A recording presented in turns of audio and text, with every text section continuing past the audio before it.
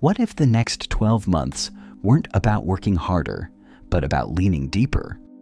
We've all been there, standing at the edge of a new season, armed with a long list of resolutions, a fresh planner, and that familiar frantic energy that says if we just run fast enough, we'll finally catch the life we're looking for. But here's the quiet truth we often miss. Movement isn't the same thing as progress, and speed isn't the same thing as direction. Most of the time, we're so busy chasing the next thing that we forget to check if we're actually on the right path. We start our years by chasing goals, but the ancient wisdom of the Bible suggests a different starting point. It suggests that before we fix our schedules, we have to settle our hearts. I've spent plenty of years caught in the hustle. I know the exhaustion of trying to force doors open and the hollow feeling of achieving a goal only to realize it didn't actually bring the peace I thought it would. We've been conditioned to believe that life is built from the outside in, that if we change our circumstances, our internal world will follow. But what if 1 year of simple, quiet obedience could change everything? Not the kind of obedience that feels like a heavy burden, but the kind that feels like an anchor in a storm. Imagine a year where you don't just move faster, you move right. A year where clarity replaces confusion and peace replaces pressure. First, live with eternity in mind.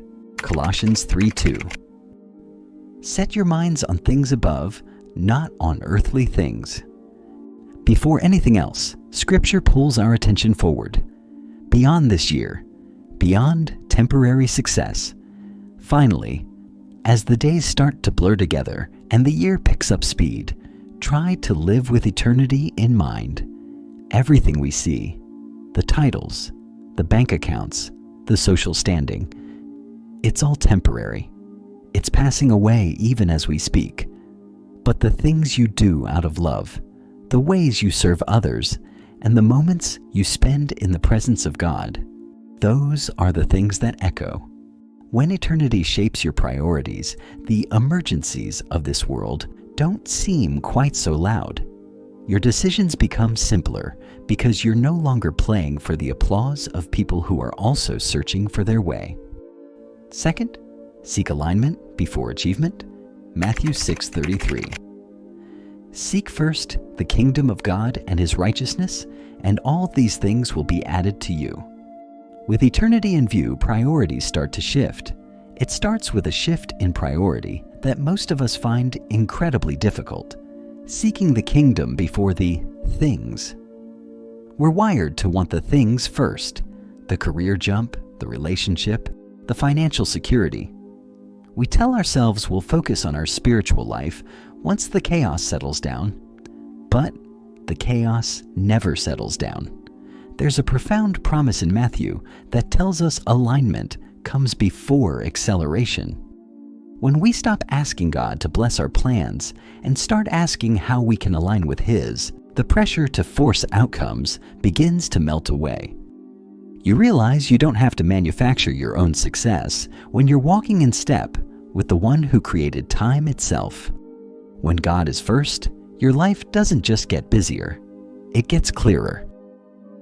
Third, walk by faith, not by feelings. 2 Corinthians 5:7. For we walk by faith, not by sight. Alignment requires a different way of moving forward, but staying on that path requires something we often struggle with, walking by what we believe rather than how we feel. Let's be honest, feelings are terrible leaders. Some mornings you're going to wake up feeling inspired, and other days you'll feel tired, doubtful, or completely stuck.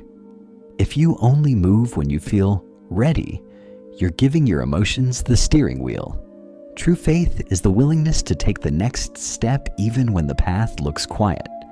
This year won't be built by emotional highs. It will be built in the quiet middle, where trust matters most. Fourth, guard your heart intentionally. Proverbs 4:23. Above all else, guard your heart, for everything you do flows from it. Faith survives or dies based on what you allow inside. To keep that focus, You have to become a gatekeeper of your own soul. We live in a world constantly screaming for our attention. If you don't intentionally guard your heart, the world will happily shape it for you. Your peace is a precious resource. Your focus is a seed.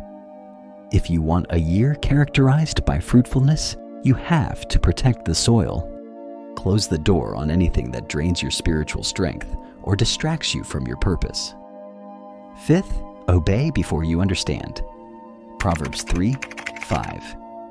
Trust in the Lord with all your heart and lean not on your own understanding. Eventually, every believer reaches this crossroads. This often leads us to a place where we want the full blueprint before we commit. But in the economy of grace, obedience almost always comes before understanding. God is usually working on the person, not just the plan. If He showed you the whole mountain at once, you might never start climbing. He reveals the next step to keep you close. Clarity isn't found in thinking, it's found in moving. Sixth, let God renew your mind daily. Romans 12:2. Be transformed by the renewing of your mind. Movement changes when thinking changes. Your life will never rise above the level of your thinking. If you keep bringing old thought patterns into a new year, you'll repeat the same cycles. When God renews your mind, your responses change. Delays stop feeling like denials. Waiting becomes preparation. God shapes the character required to carry what's coming. Seventh, trust God's timing. Ecclesiastes 3:1. For everything there is a season and a time for every purpose under heaven. Renewed thinking changes how you wait. You start to realize that if God hasn't moved yet, He's likely doing something in you. Rushing leads to regret. Waiting, when done in faith, builds a foundation that can actually hold the weight of what's next. Eighth, choose humility over pride. James 4:6. God opposes the proud, but gives grace to the humble. Waiting well requires humility. There's a subtle poison in the phrase, "I've got this." It sounds like confidence, but often blocks grace. Humility is staying teachable, staying dependent, and staying aligned. Pride isolates. Humility keeps you connected to God's hand.